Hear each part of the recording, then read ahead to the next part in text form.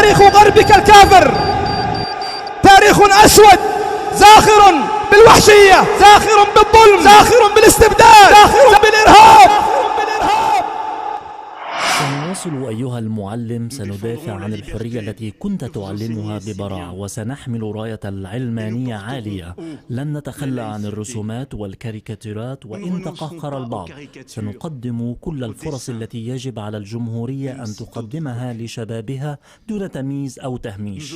سنواصل أيها المعلم مع كل الأساتذة والمعلمين في فرنسا، سنعلم التاريخ بمجده وشقه المظلم، وسنعلم الأدب والموسيقى وكل تحف الفكر والروح. فقد تهجم وانتقص نبينا صلى الله عليه وسلم ذلك الوغد المجرم رئيس فرنسا كسرها الله، تهجم تهجما وتنقص تنقصا يدل على حقد هذه الدولة على الإسلام ونبي الإسلام وأهل الإسلام. وإذا قارنا هذه الدولة بالإنجليز فالإنجليز من أشد أعداء الإسلام، وفرنسا أشد عداوة من الإنجليز. هذا الوغد المجرم النصراني العلماني يتهجم على أفضل البشر وعلى أكمل الرسل. ما عرفت الأرض أنبل ولا أكرم منه عليه الصلاة والسلام، أخلاقا ورحمة وعدلا، ولا عرفت البشرية أشمل ولا أكمل ولا أرحم ولا أعدل من رسالته عليه الصلاة والسلام. هذا الوغد النصراني يتكلم عن الإسلام وعن نبي الإسلام. فما هو تاريخك وما هي رسالتك وما هي قوانينك أنت وغربك الكافر من ورائك؟ ما هو تاريخكم وما هي قوانينكم؟ قوانين تبيح الرذيلة والفواحش والزنا واللواط والشذوذ الجنسي، قوانين قتلت الغيرة، قتلت الشرف، قتلت الحياء، قتلت العفة. إذا كانت وزيرة العدل الفرنسية ترفع دعوى في المحكمة لتثبت نسب ولدها لأنه عاشرها 8 رجال في وقت واحد، ما هي قوانينك أيها الكلب النصراني؟ قوانين تبيح الربا الذي دمر الاقتصاد في جميع العالم، دمر اقتصاد الأمم. ما هي رسالتك النصرانية العلمانية التي هي باختصار حب كل شيء إلا الإسلام، حب كل شيء إلا أحكام الإسلام، حب كل شيء إلا نبي الإسلام، حب كل شيء إلا أهل الإسلام. ما هو تاريخك وتاريخ غربك الكافر؟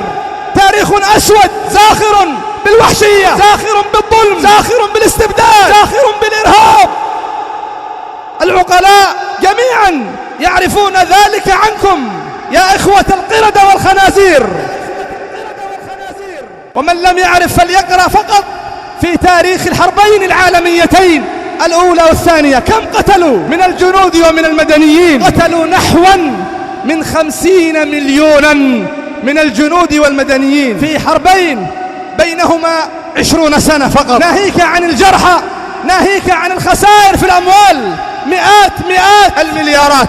هذا تاريخكم أسود أسود قاتم السواد. فهذا التهجم معاشر المسلمين وهذا التنقص ليبين لنا بوضوح عداوة هؤلاء وأنهم يحبون كل شيء إلا الإسلام ونبي الإسلام وأهل الإسلام. ختاما أقول معاشر المسلمين، تمتلئ قلوبنا غيظا بما يقوله هذا الكلب النصراني في رسول الله صلى الله عليه وسلم وفي دينه، لكن لا تكون نصرته بمخالفة الشرع، لا تكون نصرة نبينا صلى الله عليه وسلم، لا يكون الدفاع عنه بمخالفة الشرع، لا تكون نصرة نبينا صلى الله عليه وسلم بالاعتداء على الأبرياء ولو كانوا يهودا أو نصارى. ولا يجرمنكم شنآن قوم أن صدوكم عن المسجد الحرام أن تعتدوا، فلا يحملنا امتلاء قلوبنا بالغيظ من هذا الكلب النصراني وأمثاله أن نعتدي على الأبرياء. هكذا لا تكون نصرته بالمظاهرات والدخول في صراع مع رجال الأمن.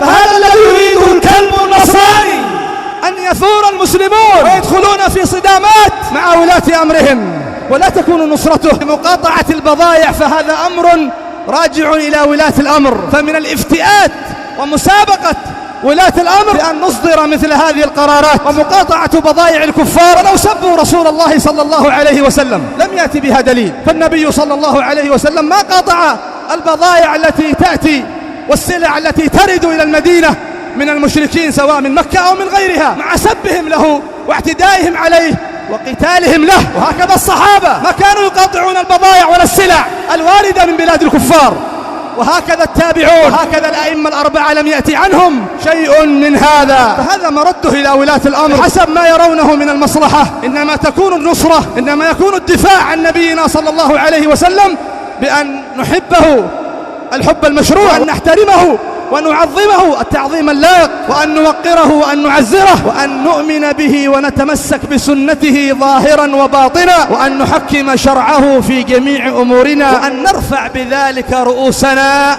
ونعتز به، وننتظر قضاء الله جل وعلا في هذا الكلب وأمثاله من شياطين الإنس. ننتظر قضاء الله وانتقام الله جل وعلا، فإن الله قد قضى. إن شانئك هو الأبتر. اللهم انتقم لنا من هؤلاء، اللهم أرنا فيه